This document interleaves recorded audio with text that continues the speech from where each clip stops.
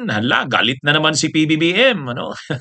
Galit na naman si PBBM sa pagkakataong ito, binisita niya ang isang rock shed project at alam niyo kung magkano ang halaga, 264 million pesos. At kitang-kita naman talaga, sabi nga ni PBBM, useless, walang silbi ito. Sayang ng pera dito. Kung makikita mo naman talaga yung structural ano nito, wala. Imagine niyo linagay yung proyekto sa tabi ng bundok, naguguho. Oh, wala. Pag gumuho yung lupa galing sa taas, babagsakan yung ginawang proyekto na yon, dala sa ilog. So parang nagtapo ng 264 million. Kaya tama si PBBM, useless. Kaya lang, ang tanong, mayroon pa ba na bang mananagot diyan? Sana may managot ng politiko at na mga opisyal ng gobyerno diyan, hindi lang kontraktor.